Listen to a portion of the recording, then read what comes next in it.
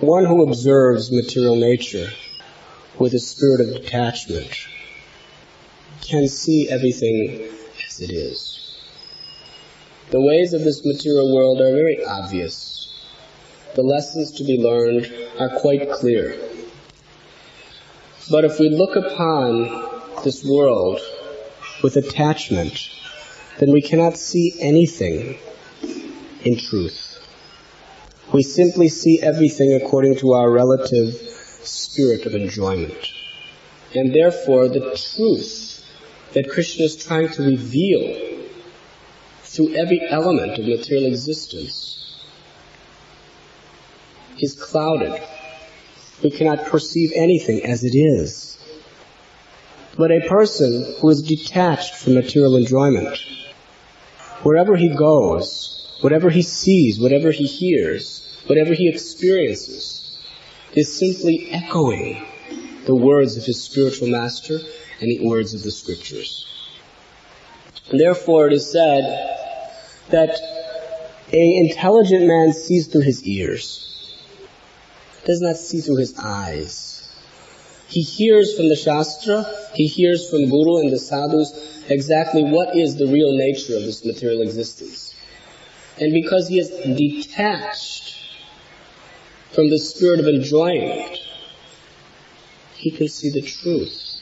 He can see the message of God everywhere. And what is the message of God speaking through this material existence? That due to the temporary nature of everything within this world, ultimately it is a place of suffering, it is a place of misery. The ultimate pleasure of this world is the enjoyment of sex that is shared between the male and the female.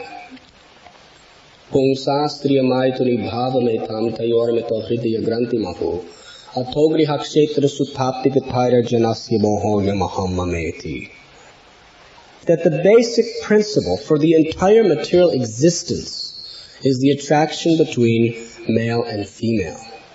This attraction brings the male and female together to unite for sexual enjoyment.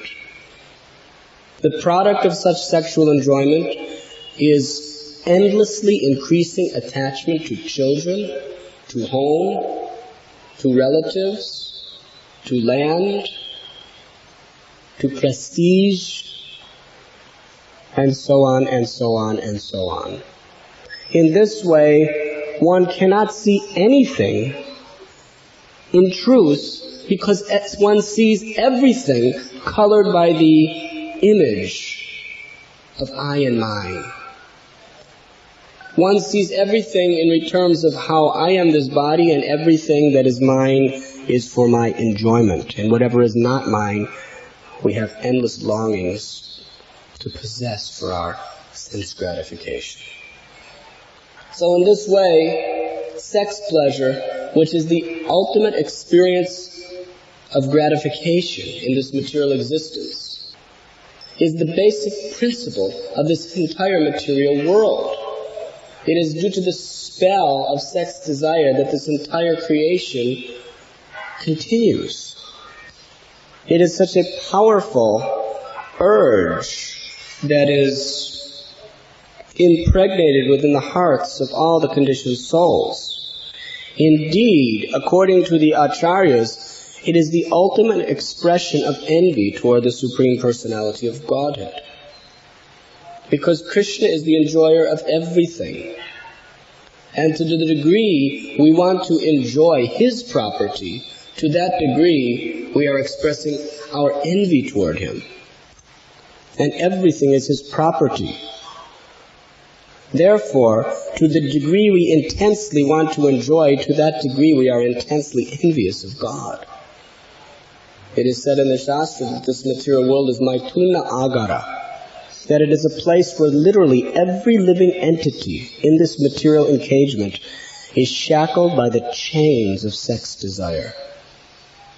Therefore, Vedic civilization, and factually every religious civilization, tries to differentiate man from animal by regulating and controlling these sexual propensities. The ideal is always to give it up completely. It is never an easy thing, but if one is willing and able to make this great sacrifice, it is considered a most worshipable expression of one's devotion to God. Therefore, in the Vedic society, a sannyasi is always offered respect by all classes of men, because he is willing to make this sacrifice. A person who is not willing and able to make this great sacrifice, at least he should take, or she should take to the Grihastha ashram and regulate sexual conduct to at the maximum once per month for the purpose of procreating Krishna-conscious children. Otherwise, the man and the woman, they come together only for the service of the Supreme Lord Sri Krishna. They have no other business together. They raise children in the service of Krishna. They worship the deity in the service of Krishna. They feed the sadhus and the devotees in the service of Krishna. In this way, the man and the woman in the Grihastha ashram, they make Krishna the center of all of their activities. To the degree we make Krishna the center, to that degree, the Grihastha is detached from the impulse for sexual enjoyment. And to the degree they do not put Krishna in the center, to that very degree, they will be vulnerable to wasting their precious lives enjoying like the animals.